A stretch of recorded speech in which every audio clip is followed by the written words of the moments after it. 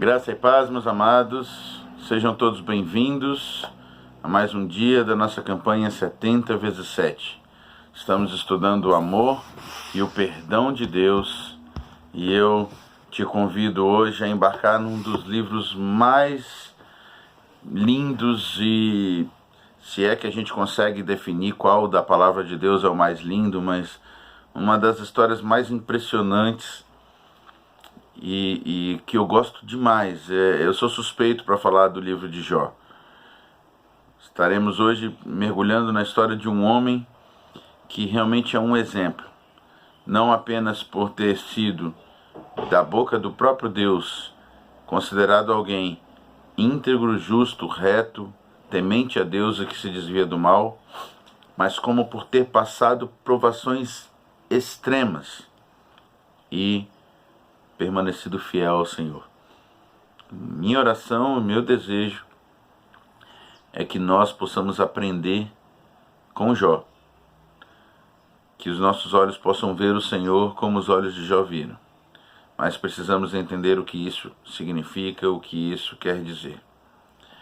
Você que tem nos acompanhado sabe que estamos já numa jornada, hoje é o 19º dia, falando sobre o amor e o perdão de Deus. E nós já estudamos em alguns livros, sobretudo no Pentateuco, quando Moisés se dirige ao povo, depois Josué, já começando os livros históricos, em que eles dizem assim, parecido com aquilo que Deus disse a Caim lá ainda no começo, em Gênesis 4. Se você proceder bem, você será aceito. Se você proceder mal, o pecado jaz à porta. A verdade é que essa teologia dos judeus, no caso dos hebreus e até hoje do judaísmo, ela é muito forte. E diz assim, se eu for fiel, se eu sou um cumpridor da lei, se eu obedeço, eu tenho que ser abençoado, porque Deus é justo e não pode fazer um justo sofrer. Mas ocorrem situações na vida em que o justo sofre. Ocorrem situações na vida em que nós chegamos ao ponto de fazer como salmista e dizer, olha, eu não consigo entender porque os meus olhos veem o ímpio e o ímpio está prosperando. Ou seja, pessoas ruins, pessoas más. Não está falando ali de quem é da igreja A ou B ou de quem não frequenta um templo religioso. Está falando de pessoas que têm prosperado com maldade. E no caso de Jó, nós temos o exemplo de um homem que tinha tudo. Tudo. Ele era o homem mais rico da sua região. O livro de Jó fala de um personagem que viveu em Uz, uma terra histórica, situada num contexto histórico, geográfico conhecido. E o livro de Jó ele traz algumas características que a gente precisa entender bem para poder interpretar e estudar o livro de Jó. A primeira delas, qual é o momento em que o livro de Jó está narrando? Provavelmente o livro de Jó está narrando o período patriarcal, antes mesmo de Moisés. Jó deve ter sido contemporâneo de Abraão, Isaac, Jacó, ou seja, daquela época bem remota. Porque o livro trata Jó como responsável pelos sacrifícios da família. Isso depois da lei não era mais comum. Isso depois da lei de Moisés, depois do Egito, não era mais comum. O livro de Jó ele trata também de uma situação em que as pessoas acusam Jó de ter feito algum pecado contra Deus, se baseando naquele entendimento de proceder bem será abençoado, proceder mal o pecado estaria à porta.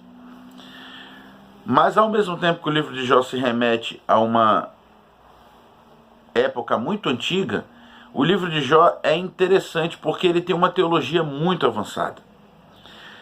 Meus queridos, você termina o Velho Testamento dizendo que de Deus procede o bem e o mal. E é verdade, porque Deus permite a ação de Satanás. Não existe nada que aconteça na face da terra que não seja do controle de Deus.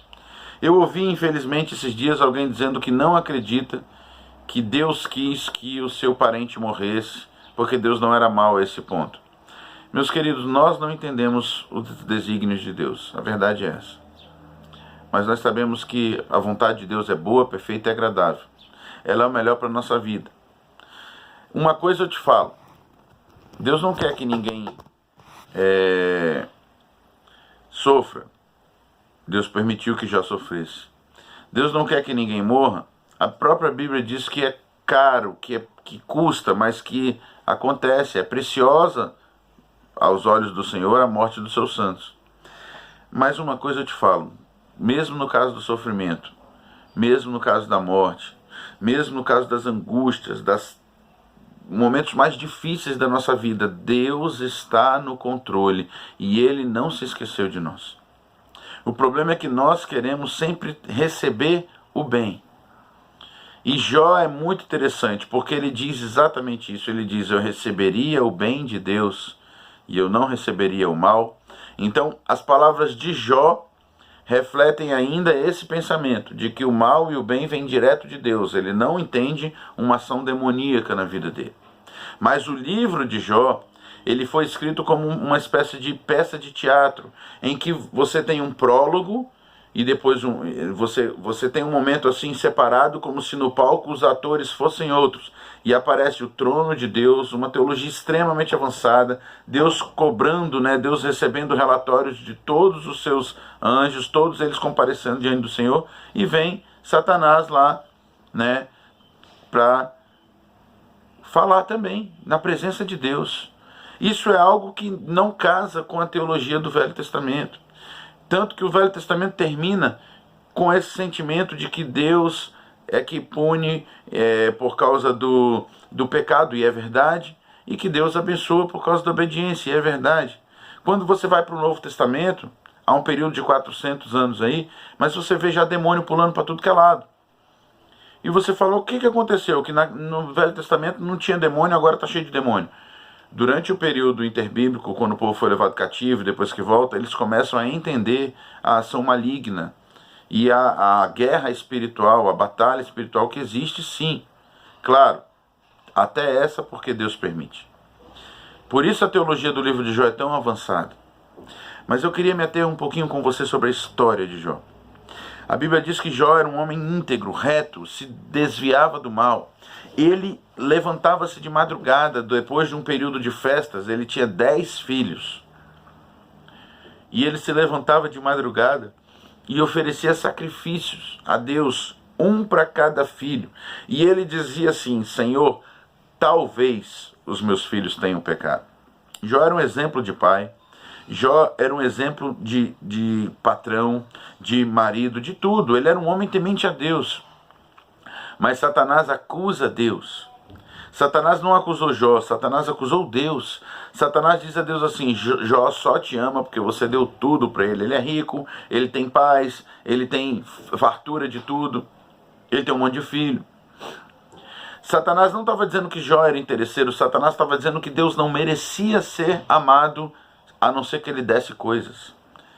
Mas Deus é Deus. E Deus fala, quer tirar tudo? Tira. Não adiantou. Jó disse, o Senhor me deu, o Senhor tomou. Bendito seja o nome do Senhor. Que homem de fé.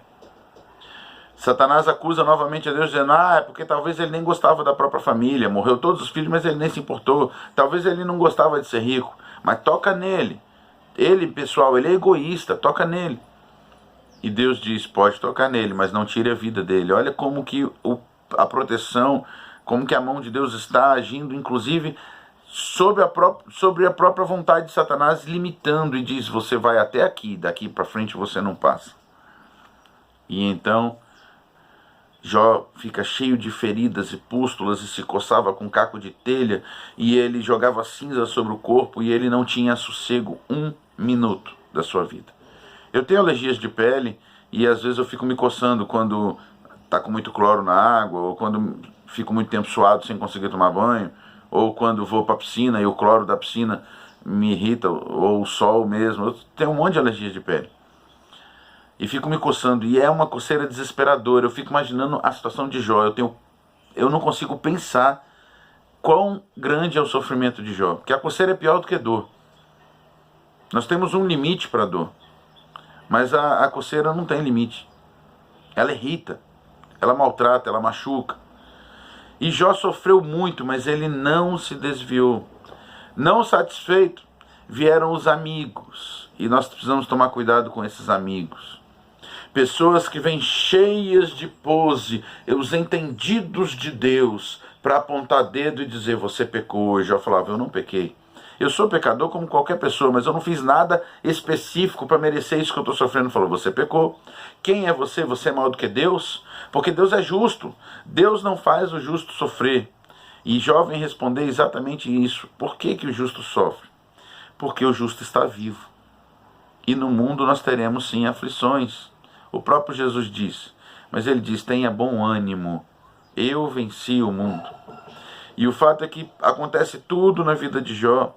E ele é acusado, massacrado, ele chega a desejar a morte, ele chega a amaldiçoar o dia que ele nasceu, de tanto sofrimento físico e psicológico.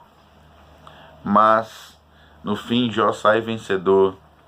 Deus prova a Jó o seu amor, restitui tudo que Jó tinha em dobro. Ele tem mais 10 filhos.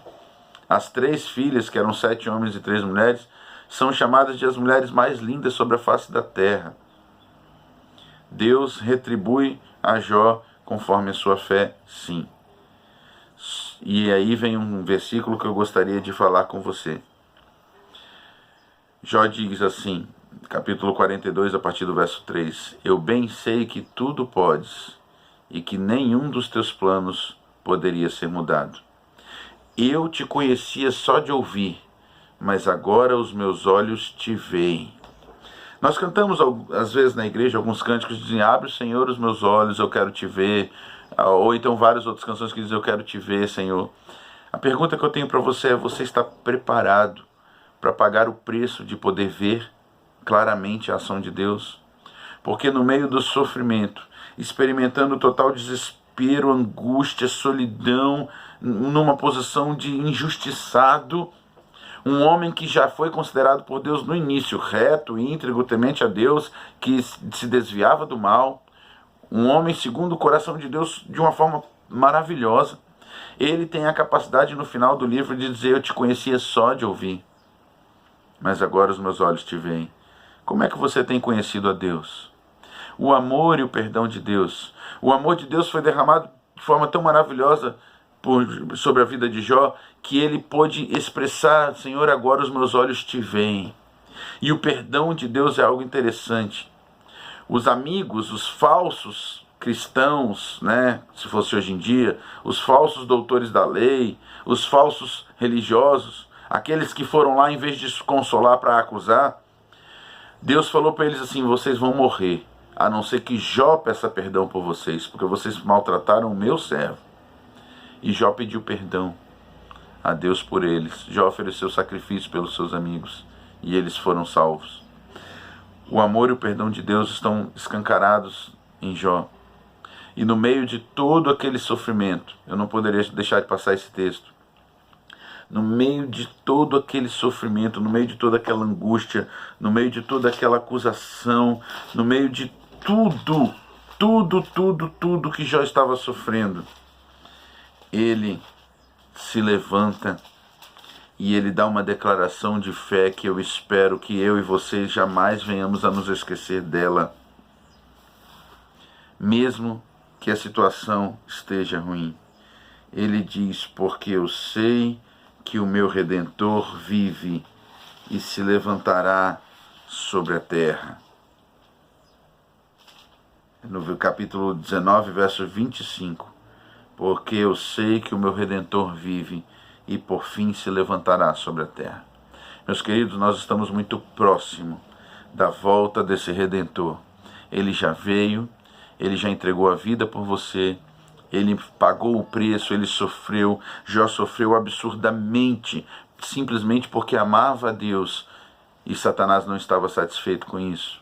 Jesus sofreu ainda mais. Ele entregou a sua vida, ele deixou sua glória, se destituiu de sua glória, se esvaziou e veio ser humilhado, massacrado, veio ser zombado, veio ser condenado injustamente. Ele pagou o preço. A pergunta que eu faço para você é: você quer que os seus olhos possam ver o Senhor? Você está disposto a pagar o preço? Ou com qualquer probleminha, qualquer tropeçada, qualquer pedrinha, qualquer casca de banana, nós já estamos caindo e nos lamentando e amaldiçoando a Deus? Jó foi desafiado pela sua esposa porque não aguentava mais ver o seu sofrimento e diz: você ainda permanece fiel? Amaldiçoa a Deus e morre.